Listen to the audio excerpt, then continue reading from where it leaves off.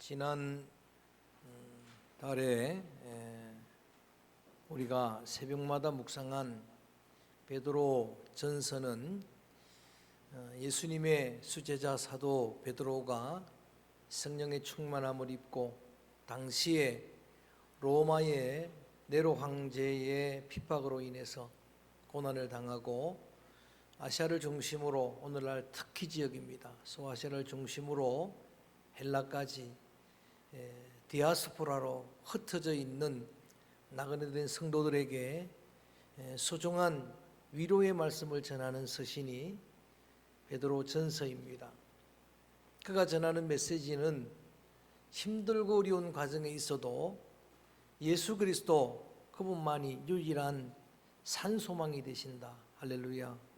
그분만이 썩지도 않고 쇠하지도 않는 영원한 산소망이 되신다고 하는 메시지를 전해 주었습니다. 당시에 초대교회 성도들에게 얼마나 큰 위로가 되었겠습니까? 그 내용 중에 오늘 본문 베드로전서 2장 4절에 보면 함께 읽어볼까요? 4절 말씀 시작. 사람에게 버림바가 되었으나 하나님께는 택하심을 입은 보배로운 산돌이신 예수께 나아가. 사도 베드로는 예수 그리스도를 보배로운 산돌이라고, 그래서 오늘 제목을 보배로운 산들이 아니라 돌입니다. 보배로운 산돌이라고 그렇게 표현을 하고 있습니다. 기도자의 기도대로 사람들에게는 버림을 받았습니다. 유대인들이 그를 버렸고 바리새인들이 그를 버렸고 그의 제자들도 예수님을 부인하고 또는 심지어 가룟유다는 은산십에 예수님을 팔아버렸습니다. 그렇게 버림을 받았지만 하나님께는 택하심을 입었다. 하나님은 결코 예수님을 버리지 않았습니다. 그리고 하나님께서 그 예수님을 보배로운 산돌이라고 말씀을 하십니다. 리빙스톤이라는 이름이 여기서 나온 겁니다. 산돌이란 의미입니다. 여러분 널려있는 저런 바위들, 죽은 돌과 비교되는 산돌, 다니엘서 2장 45절에 보면은 느부갓네살 왕 바벨론 포로 중에 다니엘이 해석한 환상입니다. 환상을 보고 꿈을 꾸었는데 큰 신상의 꿈을 꾸게 됩니다. 머리는 금이고 그 밑은 은이고 그리고 동이고 그 다음에 철이고 흙으로 된 큰 신상이 있는데 그 신상을 뜨인 돌이, 죽은 돌이 아니라 산돌이 그 신상을 파괴하는 환상을 본 겁니다. 다니엘이 하나님의 지혜로 해석할 때 앞으로 일어날 4대 제국에 대한 예언이다. 바벨론, 페르시아, 헬라, 로마 제국, 강력한 제국이 일어나지만 그 제국을 여러분 무너뜨릴 힘은 산돌이다. 뜨인 돌이다. 그 흥망성쇠가 주님에게 달렸다는 것을 미리 예언해 주었는데 그대로 역사는 펼쳐졌습니다. 그 돌이 산돌입니다. 산돌 대신 예수 그리스도는 6절에 보면 이렇게 말씀하십니다. 읽어봅니다. 시작. 성경에 기록되었으되 보라 내가 택한 보배로운 모퉁이 돌을 시온에 두노니 그를 믿는 자는 부끄러움을 당하지 아니하리라. 아멘. 이사야 28장 16절 말씀을 그대로 인용한 겁니다. 예수님 오시기 몇백 년 전에 선지자 이사야를 통해서 예언해 준 말씀이 뭔가? 주님이 택한, 하나님이 택한 보배로운 그 산돌은 모퉁이 돌이 된다는 거예요. 코너스톤입니다. 모퉁이 돌이 된다고 하는 의미는 건축하신 분들은 잘 알 겁니다. 건축을 하기 위해서는 기초석을 놓게 되는데 그 모퉁이 돌, 기초석, 그것이 바로 예수 그리스도다라고 그렇게 말씀해 주시고 계십니다. 기초석, 우리의 모든 삶의 터전이 되시는 분은 예수님이다라고 하는 의미예요. 고린도전서 3장 11절 말씀에 사도 바울은 예수님은 우리의 터가 되신다. 잘 닦여진 터가 되시고 그 위에 우리의 신앙의 집을, 믿음의 집을, 삶의 집을 지어갈 수가 있다라고 그렇게 비유하고 있습니다. 예수님도 친히 반석 위에 집을 짓는 자는 지혜로운 자다. 고린도서 11장 4절 말씀에 보면 반석이 있는데 그 반석에서 샘물이 나는데 저 광야 이스라엘 백성들을 하나님이 반석을 열어 먹였던 것처럼 생명의 물을 먹이는 반석이 계신데 따라할까요? 반석은 그리스도라. 할렐루야. 예수 그리스도, 그분이 우리의 삶의 모퉁이 돌이 되시고 그분이 반석이 되셔서 그 그리스도에게서 나는 그 복의 샘에서 나는 샘물로 온 열방이 해갈함을 얻게 될 것이다. 나는 생명의 물이라. 나를 마시는 자는 영원히 목마르지 아니하리라. 할렐루야. 마태복음 16장에 보면 사도 베드로가 신앙 고백을 합니다. 하나님 앞에, 주님 앞에 신앙 고백할 때 주는 그리스도시요 살아계신 하나님의 아들입니다. 그 고백이 주님이 감동하시고 주님 가슴 속에 담아두셨던 그 교회에 대한 에클레시아의 비전을 처음으로 말씀하시는 것.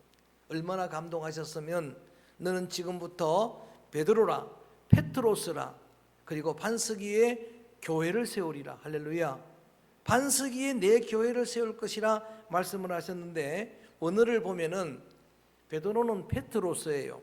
페트로스의 헬라어는 저 돌멩이 그 말입니다.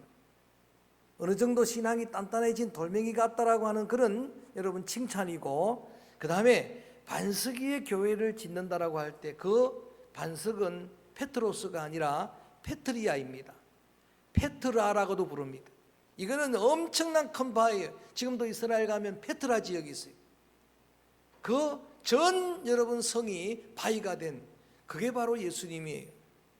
로만 캐토릭은 베드로 위에 짓는다 생각해서 교황을 만들고 교부를 만들었지만 그게 아니고 원문에 보면은 교회는 그리스도 위에 세워집니다. 할렐루야. 반석이신 그리스도, 그 위에 세워지는 견고한 교회. 그래서 교회는 영원하고 어떤 가운데서도 성도는 영원합니다. 할렐루야. 여러분, 이렇게 예언된 모퉁이 돌이고 보배로운 산돌 대신 가장 값진 복음이신 유한겔리온 굿뉴스, 예수 그리스도가 이 땅에 탄생한 그날이 기쁨의 성탄이 되는 이유가 거기에 있습니다. 그래서 메리 크리스마스라고 이야기합니다. 참 어려운 시간이지만 여러분 그래도 마스크 쓴 채로 하면 따라합니다. 메리 크리스마스. 할렐루야. 정말 즐거운 성탄절인데 금년 성탄절은 정말 힘든 성탄절이 되고 있습니다. 우리가 부르는 고요한 밤, 거룩한 밤, 그 가사를 주님께서 실현시켜 주시려고 어제 저녁은 성탄절인데 정말 고요했습니다. 이게 정말 원래 우리가 늘 사일런트 나이트, 홀리 나이트 하지만 성탄절야가 여러분 고요할 수가 없잖아요. 그런데 어제 저녁은 쓸쓸한 고요한 성탄절야였습니다. 그렇지만 여러분 그래도 여전히 그분은 우리의 복음이십니다. 할렐루야. 그래서 그분이 오신 날은 여러분 기쁨의 날입니다. 마음이 많이 우울했는데 오늘 이렇게 중창단이 특송을 딱 부르는데 정말 마음이 환해오는 거예요. 마음이 흥분되기 시작하는 거예요. 지금 조금 전까지도 성탄의 감격을 저는 전혀 느낌도 못 가졌는데 그 원어를 뜻도 잘 모르지만 저는 부르는데 야간 그 감동은 다가왔습니다. 저들이 힘있게 부른 찬양처럼 여러분 성탄은 그래도 희망의 날이고 성탄은 그래도 기쁨의 날입니다. 할렐루야. 거기다가 우리 청년들이 이 어두운 시대를 잘 표현하는 지금 깜깜한 밤과 같은 그런 시대, 그래서 시작은 참 암울했지만 가면서부터 그 찬양의 힘이 있고 청년들 너무 감사합니다. 종종 찬양을 들려주시기 바랍니다. 너무나 감사한 찬양이었고, 그리고 마침표를 호산나 찬양대가 힘차게 찬양으로 영광을 돌리는데 설교를 하기 전에 우울했던 내 마음이 어둠의 그늘이 떠나가고 정말 오늘은 성탄절이구나, 기쁨의 날이구나 라고 하는 생각이 들었습니다. 여러분 예수 그리스도에 오시면 그래도 성탄입니다. 할렐루야. 그분은 우리의 모퉁이 돌이 되시고 그분은 보배로운 산돌이 되시고 유일하게 여러분의 삶의 모든 기초석이 되시고 여러분의 삶의 반석이 되시는 분인 줄로 믿습니다. 자, 그런데 우리에게는 이렇게 반석인데, 우리 한번 7절 말씀 읽어봅니다. 7절 읽어볼까요? 시작. 그러므로 너희에게는 보배이나 믿지 아니하는 자들에게는 건축자들이 버린 그 돌이 모퉁이의 머릿돌이 되고, 8절도 같이 읽습니다. 또한 부딪히는 돌과 걸려 넘어지게 하는 바위가 되었다 하였느니라. 그들이 말씀을 순종하지 아니함으로 넘어지나니 이는 그들을 이렇게 정하신 것이라. 아멘. 자, 분명히 여러분, 우리에게는 그분은 모퉁이 돌이다, 우리의 기초석이 되신다, 우리의 삶의 전환점이 되신다, 이런 고백을 드렸는데, 그런데 믿지 않은 저들에게는 그 기초석이 모퉁이 머릿돌이 될 것이다. 이거는 무슨 표현인가 하면은, 그 위에 집을 지으면은 기초석이 되지만 그 밖에 있으면은 걸리는 돌이 된다는 이야기. 여러분, 시골에 건축을 하고 집을 지었는데 어릴 때 놀다가, 아마 여러분 우리 장로님들 그런 경험 많을 겁니다. 저도 너무 그냥 분잡하게 놀다가 거기에 받쳐가지고 거기에 무릎 받치고 해가지고 부상을 입은 적, 다친 적이 한두 번이 아니에요. 그 이야기를 하고 있는 거예요. 어떤 사람들에게는 기초석이 되지만 어떤 사람들에게는 오늘 있는 여러분 말씀 표현처럼 부딪히는 돌이 되고 걸려 넘어지게 하는 돌이 될 것이다. 자, 예수 그리스도 그분은 양면성이 있는 거예요. 예수님이 이 땅에 초림에 오실 때도 여러분, 그분은 온 백성들에게 복음으로 오셨습니다. 그래서 하늘에서도 기쁨의 찬송이 울려 퍼집니다. 한번 할까요? 하늘에는 영광이요, 땅에는 평화로다. 할렐루야. 목자들도 기뻐합니다. 동방의 박사들도 예물을 드리며 기뻐합니다. 그렇지만 헤롯 왕에게는 그 날이 정말 큰 고통의 날입니다. 양면성입니다. 여러분, 태양의 양면성은 물속에 있는 물고기에게는 생명이에요. 그렇지만 물을 떠난 물고기에게는 치명적인 겁니다. 죽음입니다. 흙 속에 있는 뿌리에게는 생명입니다. 흙을 떠난 뿌리에게는 죽음입니다. 여러분, 다시 오실 예수 그리스도 계시록을 읽어보니까 그렇습니다. 주님의 택한 백성, 주의 신부된 성도들, 저와 여러분 14만 4천이라고 표현한 그들에게는 기쁨의 날입니다. 그들에게는 영광의 날입니다. 주님의 영광 어린 양의 잔치에 참여하게 되는 그런 축복의 날이지만, 계시록에 보니까 다른 한편에서는 심판의 날입니다. 바위야 우리를 눌러다오, 얼마나 고통스러우면 그럴까. 여러분, 이런 양면성을 가지고 있는 거예요. 그런 의미에서 이유불문하고 여러분, 이 땅에 시편 16편의 기자의 고백처럼 저는 그렇게 믿습니다. 천하의 가장 존귀한 자는 성도입니다. 할렐루야. 성도가 가장 존귀하니, 성도가 가장 귀하니, 계시록에서 계속해서 하시는 말씀이 뭡니까? 주 안에서 죽어도 복이 된다. 주 안에서 자는 자들도 복이 있다. 첫째 부활에 참여하는 자가 복이 있도다. 성도가 가장 귀하다는 이야기. 자, 말씀드렸던 것처럼 초대교회 성도들은 지금 네로 황제의 핍박으로 순교를 하는 자들이에요. 사자밥이 되는 자들입니다. 여러분, 그들은 지금 예수 그리스도를 고백하고 예수 그리스도 소 키리오스, 예수님을 내 주님으로 고백했다고 저 타지에 타양에 가가지고 흩어진 나그네로 살아가는 인생들이에요. 그런데 사도 바울은 이런 자존감을 세워주는 거예요. 너희들은 존귀하다. 얼마나 귀한가. 9절입니다. 읽어봅니다. 9절 말씀 함께 소리내서 읽어볼까요? 시작. 그러나 너희는 택하신 족속이요 왕같은 제사장들이라 거룩한 나라요 그의 소유가 된 백성이니 이는 너희를 어두운 데서 불러내어 그의 기이한 빛에 들어가게 하신 이의 아름다운 덕을 선포하게 하려 하심이라. 아멘. 그냥 한 번만 해도 참 위로가 될 텐데, 택하신 족속이요 왕같은 제사장들이요 거룩한 나라요 그의 소유가 된 백성, 강조법입니다. 그게 바로 나라는 이야기입니다. 그게 바로 성도라고 하는 이야기예요. 주님이 나를 택해 주셨음을 저는 믿습니다. 여러분, 왕같은 제사장, 존 켈빈이 만인 제사장들을 주장할 때 여기 나온 거예요. 로마의 교황이 아니고 교부가 아니고 여러분, 우리 모두가 다 왕같은 제사장입니다.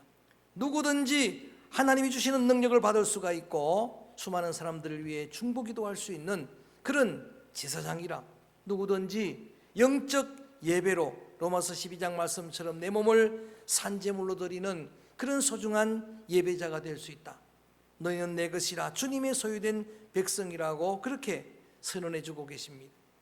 이런 편지를 받는 성도들, 저들에게 이런 용기를 심어주는 거예요.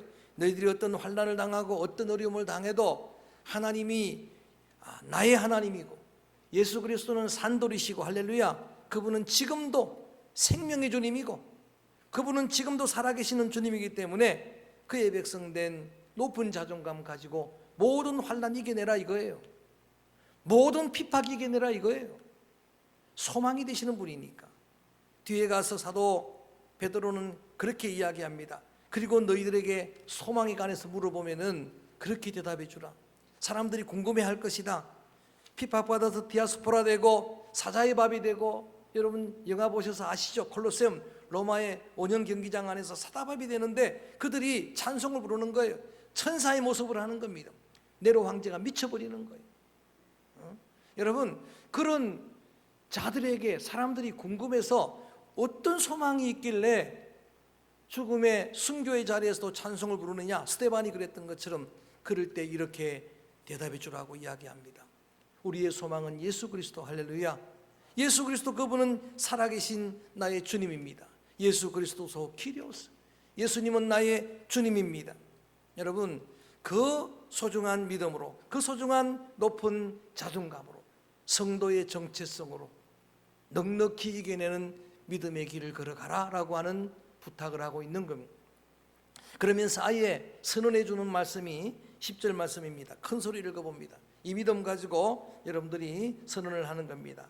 시작. 너희가 전에는 백성이 아니더니 이제는 하나님의 백성이요, 전에는 긍휼을 얻지 못하였더니 이제는 긍휼을 얻은 자니라. 바울도 늘 그렇게 이야기합니다. 전과 이제와 비교하고 있는 거예요. 그 전이 언제입니까? 예수 그리스도를 영접하기 전에는, 그리스도가 나의 산돌 되기 전에는, 그리스도가 내 기초가 되기 전에는 그런 이야기예요. 그때는 백성도 아니었는데 이제는 그리스도 안에서 너희가 내 백성이 되었다. 여러분, 호세아의 자녀 가운데 로암미라고 있습니다. 이름을 하나님이 그렇게 지어라 그랬어요. 그 이름은 나쁜 뜻입니다. 로는 영어로 노랑 똑같아요. 암미는 피플입니다. 너는 백성이 아니다, 내 백성이 아니다라고 이름을 지었는데, 여러분, 그런 인생들 우리 주님 안에서 다시 주님의 암미, 주님의 피플, 주님의 백성이 된 줄로 믿습니다. 전에는 긍휼이 없었다 그거예요. 로 헤세드예요. 원어에 똑같아요. 긍휼이 없었는데 이제는 헤세드라, 긍휼을 입은 자라. 빌레몬서 1장 11절에 보면은 바울이 오네시모 도둑질한 그를 변화시켜서 다시 빌레몬에게 보낼 때에 그런 이야기를 하고 있습니다. 전에는 이 사람이 도둑질한 정말 무익한 자였는데, 따라할까요? 전에는 무익했으나 이제는 유익하도다. 할렐루야. 바울이 끊임없이 하는 이야기가 뭐예요? 전에는 내가 사울이었다, 전에는 핍박자였다, 폭행자였다, 살인자였다, 정말 쓸모없는 저 떠돌아다니는 그런 돌이었는데, 버림받은 인생이었는데 주님이 나를 주님의 산돌 대신 그 그리스도의 복음으로 주님 나를 반석으로 세워주셨다. 그 반석에 신령한 집을 지어 가시는 분이 주님이라고 말씀을 하십니다. 오늘 여러분 이렇게 선포하는 말씀을 보니까 예수 그리스도 오신 그날을 왜 성탄이라고 온 세계가 열광하는지를 알 수가 있습니다. 역사도 몇 번 반복했던 것처럼 그리스도 이전과 이후로는 아닙니다. 비포 크라이스트, 에노도미니, 예수 그리스도가 역사의 전환점이 되고 한 개인의 여러분의 간정도 다 동일할 것입니다. 여러분, 저는 모태신앙으로 태어나가지고 예수 믿기 전의 삶은 없었습니다만은 그래도 정말 예수를 만나기 이전과 이후로 내 삶은 바뀝니다. 말씀을 통해서, 성령을 통해서 주님의 임재를 경험한 이전과 이후로 바뀌는 거예요. 여러분, 우리의 나라 민족도 더 나아가서 전 세계도 예외가 없습니다. 그래서 오늘 우리는 이런 정말 암울한 상황 속에서도 주님의 성탄을 찬양하고 있는 겁니다. 주님의 오심을 함께 기뻐하는 예배를 드리고 있는 것입니다. 그리고 여러분, 이제 이 땅에 초림하셨던 주님이 약속하신 것처럼 재림하여 다시 오실 줄로 믿습니다. 다시 오시는 그 주님이 우리의 산소망이십니다. 예전에 우리의 선배 목사님들이 순교의 자리에서 주기철 순장 목사님 그런 분들이 낮에나 밤에나 눈물 머금고 오주님 오시기를 고대합니다. 왜 이 찬송을 불렀는지 실감이 안 났어요. 근데 너무 힘든 시간을 지나가니까 저도 모르게 이 찬송을 불러요. 낮에나 밤에나 눈물 머금고 주님 빨리 오셨으면 좋겠습니다. 할렐루야. 주님의 오실 날이 고대되어지는 겁니다. 그 날을 소망하는 자가 말세 성도의 여러분들의 소망입니다. 여러분들이 그런 소중한 믿음의 성도들입니다. 그래서 그 오시는 주님을 사모하며 기다리는 믿음의 성도들, 주님이 이 땅에 두는 동안에 주님이 여러분의 생명을 보장해 주는 동안을 사도 베드로는 계속 오늘 1장서부터 마지막까지 이런 환난 속에서도 너희들은 이 주님이 내게 주신 생명의 기회를 놓치지 말고 이 기회를 선용해서 거룩하게 되라. 계속해서 그리스도의 장성한 분량만 큰 여러분들의 믿음이 자라가기를 원한다.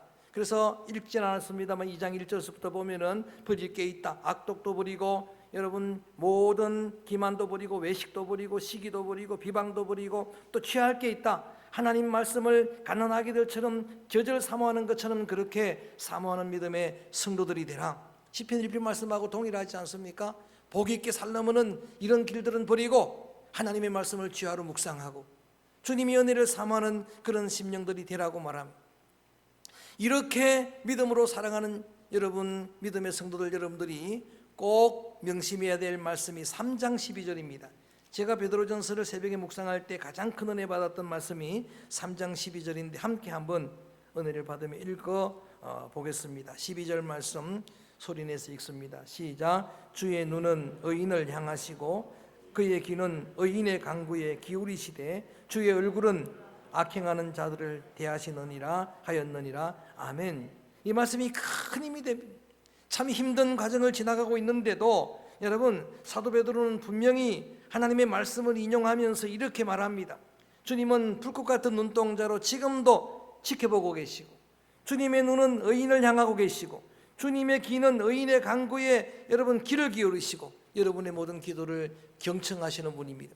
주님이 경청하시기에 여러분 그대로 됩니다. 할렐루야. 그 모든 기도가 응답될 줄로 믿습니다. 그래서 철저한 주님의 코람데오 목전신앙, 주님이 나를 주목해 보시고 계시고 주님이 내 모든 간구에 경청하시고 귀 기울이신 분임을 아는 그의 귓전의식 가지고 어떤 여러분 어려운 환난의 기간에 우리 앞을 막는다 하더라도 또 그런 한 해가 펼쳐진다 하더라도 이 믿음으로 이 철저한 목전신앙으로 또 마라나타 다시 오실 예수 그리스도, 성경의 계시록의 마지막 단어는 하나예요. 따라할까요? 마라나타. 아멘 예수여 오시옵소서. 초대교회에 그 핍박당하던 자들의 인사말입니다. 그들은 그렇게 인사하면서 위로를 받았어요. 마라나타. 아멘 예수여 오시옵소서. 그 주님은 모든 말씀이 신실하게 성취된 것을 근거로 제가 확신 있게 선포합니다. 반드시 다시 오십니다. 그리스도의 오심이 여러분 속에 소중한 산소망이 되어지기를 바라는 믿음 가지고 이 찬양을 부릅니다. 마라나타. 이 찬양을 힘차게 부릅니다. 초림에 오신 그 주님이 이 땅에 다시 오십니다. 그분은 초림 때나 지금이나 성령으로 계실 때나 다시 오실 때나 여러분의 보배로운 산돌이 되십니다. 그분은 여러분의 모퉁이 돌이 되십니다. 마라나타 주 예수여 어서 오시옵소서. 간절히 주님의 오심을 사모합니다. 우리의 심령에 이상한 가운데 주님이 임재하여 오시옵소서. 성령으로, 불같은 성령으로, 바람같은 성령으로 오시옵소서.